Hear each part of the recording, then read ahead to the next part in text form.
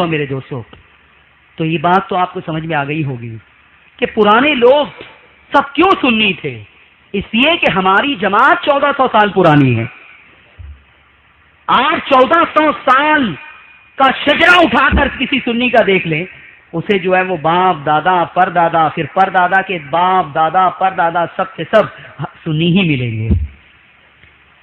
मेरे अजीजों मेरे दोस्तों, इसीलिए मैं कहा करता हूं कि देवबंदियों, सल्फियों, तुम्हें हमेशा ये एहसास होना चाहिए कि तुम कन्वर्टेड हो। क्या हो? कन्वर्टेड हो। पहले तुम भी सुन्नी थे, बाद में तुम देवबंदी बने हो। तो रसूलुल्लाह क्या आज जो है दीन लेकर आए हैं? तुम्हें अपने दादा परदादा के जमाने से वो दीन क्यों नहीं मिला जो रसूलुल्लाह लेकर आए थे? क्यों नहीं मिला? क्या वजह है इसकी? इसका कोई जवाब न देवबंदियों के पास है न सल्फियों के पास है। कोई जवाब नहीं है इसके पास। उसके बाद एक और बात आपको मैं बता दूं कि आप करीब में ही देवबंदियों का मदरसा है, इदारा है, जलालपुर में बहुत सारे देवबंदी मौलवी होंगे। कल जो है वो आप एक देवबंदी मौलवी को पकड़ें और एक काम करेंगे।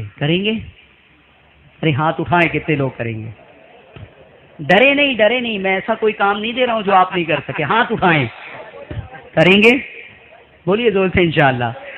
आप बहुत डर रहे हैं, क्या अरे देवबंदी मौलवी के पास भेज रहे हैं। उलमा तो मना करते हैं, ये भेज रहे हैं। मैं ऐसा हथियार दे के भेज रहा हूं कि देवबंदी मौलवी 5 मिनट भी आपके सामने टिकेगा नहीं। 5 मिनट भी नहीं टिकेगा। सिर्फ आपको 2 सवाल करना है। कितना सवाल? दूध का दूध और पानी का पानी हो जाए। सब कीड़े बहुत परेशान है। दुरूद पाक पढ़िए। अल्लाहुम्मा सल्ली अला सय्यिदिना व मौलाना मुहम्मदिन मादिनिल जुदी वल करम व अला आलिहि व सहाबिहि व बारिक व सल्लिम। पहला सवाल आपको ये करना है, गौर से सुने। देवबंदी हो तो मैं उनसे भी कहूंगा कि भाई हक को पहचानने के लिए कल ये काम आप जरूर करें। जो आवाम है, मुझे बहुत हमदर्दी है उनसे। मेरे नजदीक मुजरिम सिर्फ मौलवी है, देवबंदी अवाम नहीं। देवबंदी अवाम के बारे में मेरा ये नजरिया है कि ये माजी में हमारे ही भाई थे। आज जहालत की बुनियाद पर अगर वो गलत जगह चले गए हैं तो उन्हें वापस लाना समझा कि ये सबसे बड़ी जिम्मेदारी हमारी बनती है। आप भी जो है नरमी से समझाएं, ये बातें पेश करें। आपका रिश्तेदार कोई होगा, कोई भाई होगा, कोई दोस्त होगा, कोई जो है फ्रेंड सर्कल में होगा, ये सारी बातें आप उसे बता के समझा के जो है वापस लाने की कोशिश करें। आप 2 सवाल करें। कितने सवाल? पहला सवाल तो ये होगा, देवबंदी मौलवी से पूछें कि आपके 3 पेशवा हैं। कितने? मौलवी अशरफ अली थानवी, मौलवी रशीद अहमद गंगोही, मौलवी कासिम नानू तवी। शायद ये सरनेम के साथ आप नाम याद नहीं रहेगा, इसलिए कि वो बड़े टेढ़े हैं। नानू तवी, गंगोही, थानवी, ये याद नहीं रहेगा। एक आदमी तो बाद में फोन करके वो गंगोली बोले थे आप, गंगोली। मैंने कहा गंगोली नहीं भाई, गंगोही। तो ये 3 नाम, मौलवी अशरफ अली, मौलवी कासिम, मौलवी रशीद, ये तो याद रहेगा ना? अरे बोलिए, याद रहेगा या नहीं? इतने तो पढ़े लिखे हैं ना जलालपुर के मुसलमान। 3 नाम है मौलवियों के कि ये 3 तुम्हारे पेशवा हैं, मुक्तदा हैं, बड़े हैं। आप उनसे ये पूछें कि ये तीनों किससे मुरीद थे? क्या पूछेंगे? अरे बोलिए जोर से। आपको नींद आ रही है? सुनना चाहते हैं आप? हाथ उठाएं ऊंचा। सुनना चाहते हैं? जोर से बोले जो मैं पूछ रहा हूं। क्या सवाल करेंगे आप? ये किससे मुरीद थे? तो देवबंदी मौलवी बड़ी खुशी खुशी कहेगा कि ये हमारे तीनों जो है ना, वो हाजी इमदादुल्लाह साहिब से मुरीद थे। हाजी इमदादुल्लाह मुहाजिर मक्की से मुरीद थे। इस सवाल का जवाब वो बहुत क्लियर दे देगा। शर्त ये कि अभी मेरी बात सुन नहीं रहा हो।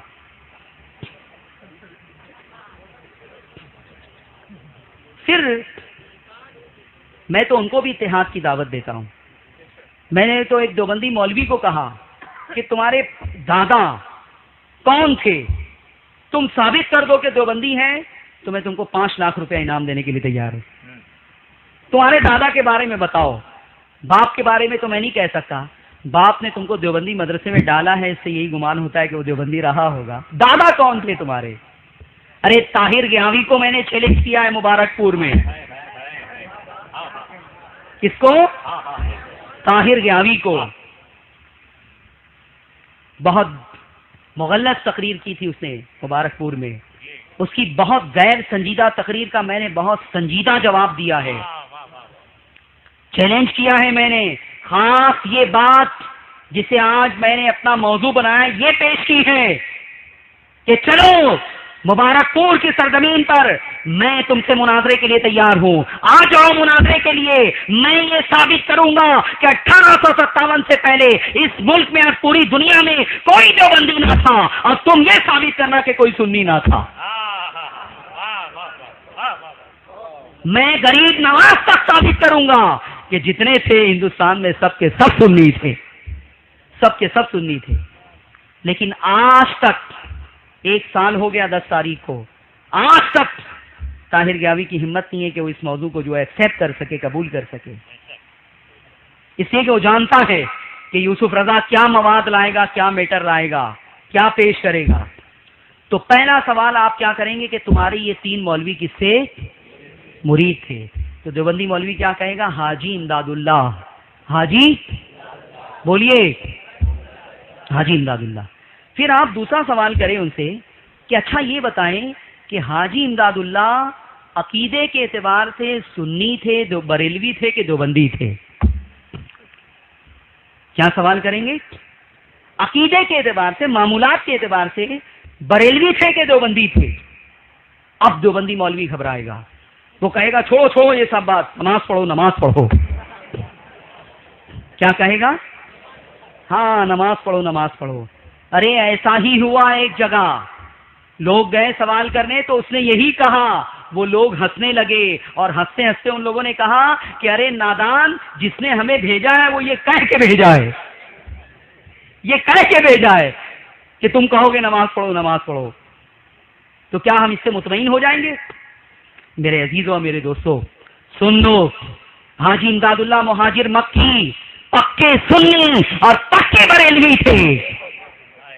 हाजी इमदादुल्लाह उर्स करते थे, हाजी इमदादुल्लाह फातिहा करते थे, हाजी इमदादुल्लाह मीलाद करते थे, हाजी इमदादुल्लाह क़याम करते थे, हाजी इमदादुल्लाह खड़े होकर सलाम करते थे, हाजी इमदादुल्लाह या रसूल अल्लाह का नारा लगाया करते थे।